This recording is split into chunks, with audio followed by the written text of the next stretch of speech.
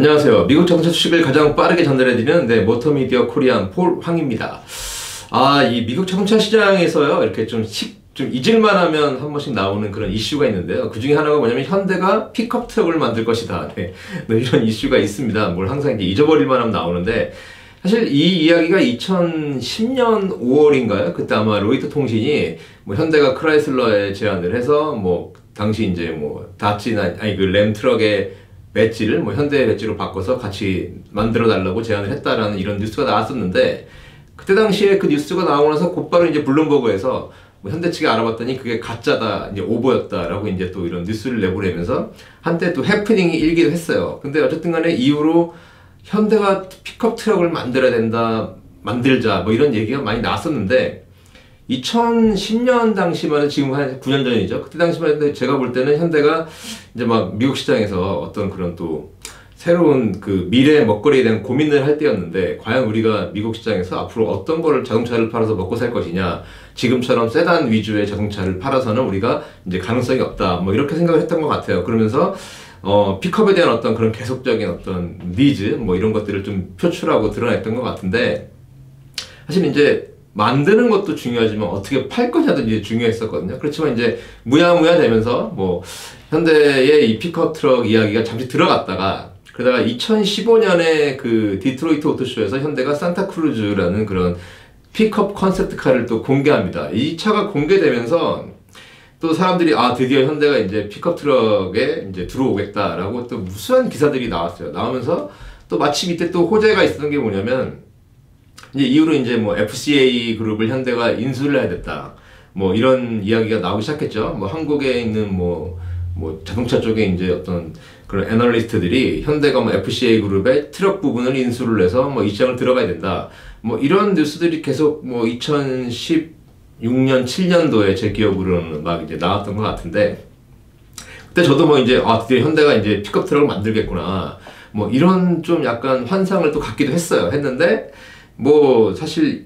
그 산타크루즈 컨셉이 나온 게 2015년인데 지금 벌써 4년이 지났는데도 불구하고 아직까지 구체적인 그런 이야기는 다시 없는 것 같은데, 그러다가 최근에 또 약간 또 이 미국 자동차 그 전문지에서 이 현대가 픽업 트럭을 지금 승인을 했다, 만들고 있다, 이런 또 루머 아닌 또 이야기들이 나오고 있으니까, 그 중에 이제 또 미국의 현대 USA의 이제 제품 담당 부사장인 그 마이클 오브라이언은 아마 현대가 픽업 만들면 미국에서 만들 것이다, 이런 이야기를 또 미국 전문지랑 통해서 또 이야기를 했어요. 그러니까 또 지금 공장에서 픽업 트럭 관련된 어떤 코드 네임이 공개돼 이렇게 알려지기도 하면서 지금 픽업 트럭을 진지하게 생각하고 있다, 이런 얘기도 막 돌고 있는데, 미국에서 만들어낸다는 얘기는 당연하겠죠. 미국이 이제 FTA 재개정하면서 이제 한국산 픽업 트럭에 대한 관세를 아마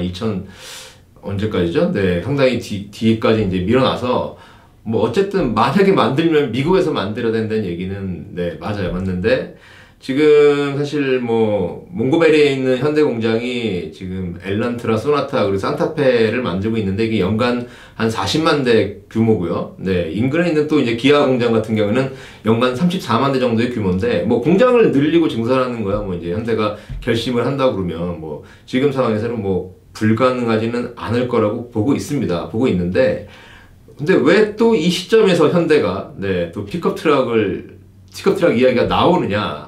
근데 이제 작년하고 2017년에 구체적으로 현대의 어떤 픽업 트럭 얘기가 나올 당시에 한국 언론도 그렇고 미국 언론도 그렇고 대부분 이제 결론을 어떻게 지었냐면, 현대가 만들고는 싶지만 결국 시장에서의 자신감이 없는 것으로 여겨진다, 이런 식으로 결론을 많이 냈거든요. 근데 이제 잘 아시다시피 이제 사실 픽업 트럭이 사실 그 겉으로 볼 때는 되게 투박하고 단순해 보여서 저거 현대가 만들면 만들 수 있지 않아? 라고 얘기는 할 수 있어요. 물론 현대가 못 만들진 않겠죠. 근데 사실 이게 픽업 트럭이라는 게 굉장히 중요한 이 부분들이 있는데, 그 중에 하나가 이제 트럭 베드예요. 이제 이게 또 베드의 다양성, 또 길이의 어떤 그런 다양성을 통해서 판매 촉진도 해야 되고, 여기에 계속 물건이 이제 실어지죠. 이제 사실 픽업 트럭이 최근에서야 레저 용도로 많이 쓰인다고 하지만 대부분 이제 커머셜로 나가게 되는데, 이 커머셜로 나가게 되면 이 픽업 트럭 그 베드에다가 뭐 정말 막 어마어마한 무게의 짐들이 실어집니다. 근데 결국은 이게 뭐냐면 이제 내구 쓰기가 되거든요. 이제 뭐 이제 그렇게 물건을 많이 실었을 때 피로도가 쌓였을 때 이게 얼마나 이 트럭이 버텨주느냐 뭐 이런 문제들, 그리고 얼마나 큰 힘을 끌고 이런 것들을 운반할 수 있느냐, 뭐 이런 헤비 듀티 같은 그런 문제들이 이제 만나게 됩니다. 이제 문제는 그게 기술이라는 거죠. 네.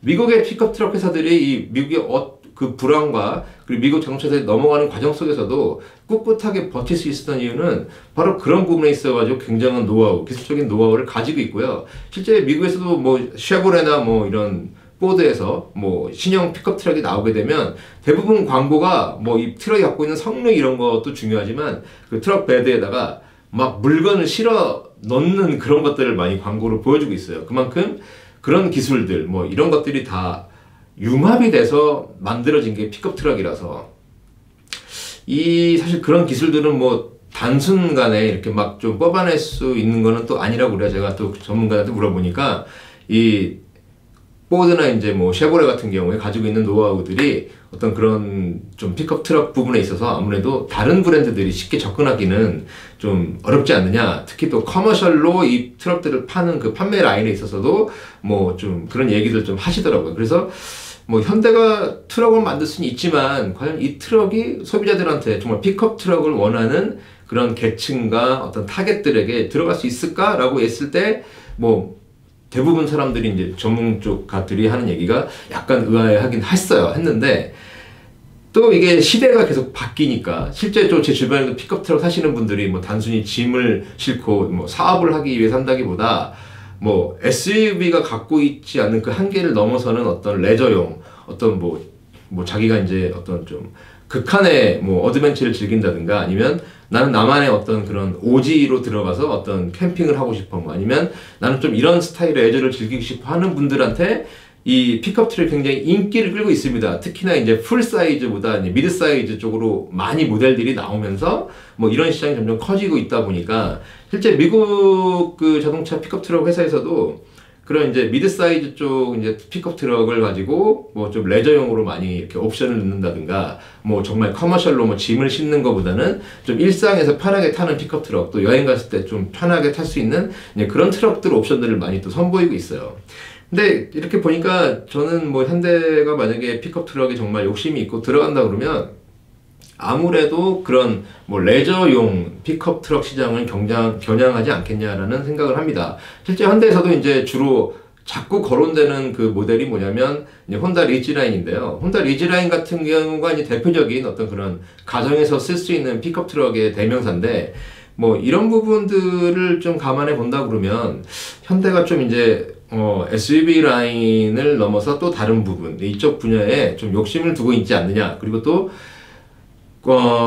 대부분 이제 현대가 자신이 없어서 픽업트럭을 못 만든다라고 했는데 다시 이런 이야기가 나오는 이유는 제가 볼 때는 또 팰리세이드의 등장인 것 같아요. 왜냐면 이 팰리세이드가 사실 그 판매 시작한 이후로 성적이 굉장히 좋습니다. 뭐 4,000대 언저리 시작했다가 지금 뭐 지난달에 5,000 몇 대를 또 팔았는데 이 미국 시장에서도 굉장히 팰리세이드의 반응이 좋다 보니까 뭐 디자인 쪽을 또 전공하시는 분들이 팰리세이드의 C필러 부분이 뭐 픽업 트럭에 맞춰 나왔다, 뭐 픽업 트럭을 만들기 굉장히 좋은 뭐 베이스다라고 이제 또 평가들을 내리고 있어요. 하지만 뭐 여러분 아시겠지만 픽업 트럭이 뭐 이렇게 뚝 잘라가지고 특히 모노코크 바디 같은 경우에 뭐 딱 잘라가지고 이제 여긴 픽업 베드야라고 할 수 있는 뭐 그런 것 쪽은 좀 힘들어요. 근데 설계 자체부터 이제 좀 이제 픽업 트럭이라는 용도에 맞게 들어가야 돼서 뭐 그런 건 어렵지만.